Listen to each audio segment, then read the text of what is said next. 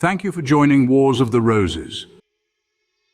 And this is Primitive Freemasonry from the Encyclopedia of Freemasonry by Albert G. Mackey. Primitive Freemasonry.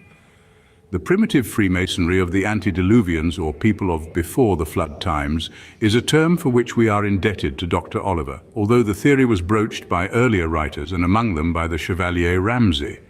The theory is that the principles and doctrines of Freemasonry existed in the earliest ages of the world and were believed and practiced by a primitive people or priesthood under the name of pure or primitive Freemasonry, and that this Freemasonry, that is to say the religious doctrine inculcated by it, was, after the flood, corrupted by the pagan philosophers and priests, and receiving the title of Spurious Freemasonry, was exhibited in the ancient mysteries.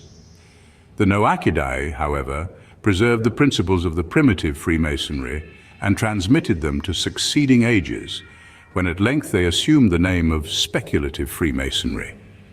The primitive Freemasonry was probably without ritual or symbolism and consisted only of a series of abstract propositions derived from antediluvian traditions. Its dogmas were the unity of God and the immortality of the soul. Dr. Oliver, who gave this system its name, describes it, Historical Landmarks 1, page 61, in the following language.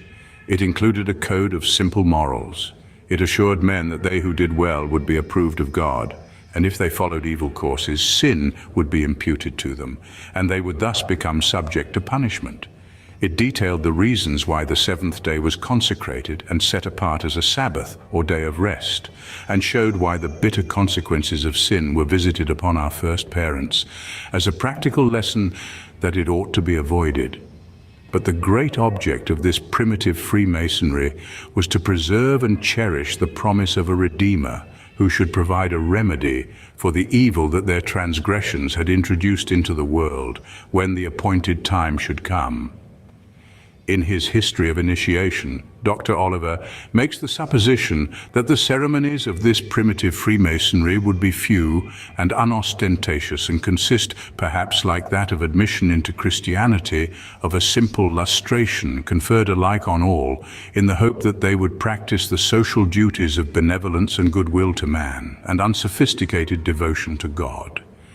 He does not, however, admit that the system of primitive Freemasonry consisted only of those tenets which are to be found in the first chapters of Genesis, or that he intends, in his definition of this science, to embrace so general and indefinite a scope of all the principles of truth and light, as Preston has done in his declaration that from the commencement of the world, we may trace the foundation of Freemasonry. On the contrary, Dr. Oliver supposes that this primitive Freemasonry included a particular and definite system made up of legends and symbols and confined to those who were initiated into its mysteries. The knowledge of these mysteries was, of course, communicated by God himself to Adam, and from him received by his descendants. This view of Dr. Oliver is substantiated by the remarks of Rosenberg, a learned French Freemason, in an article in the Freemasons' Quarterly Review, on the Book of Raziel, an ancient Kabbalistic work whose subject is these divine mysteries. This book, says Rosenberg, informs us that Adam was the first to receive these mysteries.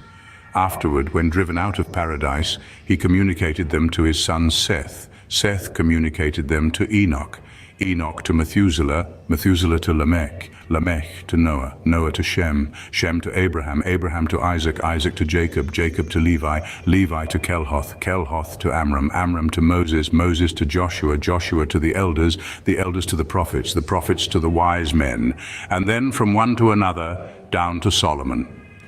Such then was the pure or primitive Freemasonry, the first system of mysteries which, according to modern Masonic writers of the School of Oliver, has descended, of course, with various modifications from age to age, in a direct and uninterrupted fine to the Freemasons of the present day. The theory is an attractive one and may be qualifiedly adopted if we may accept what appears to have been the doctrine of Anderson, of Hutchinson, of Preston, and of Oliver, that the purer theosophic tenets of the chosen people of God were similar to those subsequently inculcated in Freemasonry and distinguished from the corrupted teaching of the pagan religions as developed in the mysteries. But if we attempt to contend that there was among the patriarchs any esoteric organization at all resembling the modern system of Freemasonry, we shall find no historical data on which we may rely for support.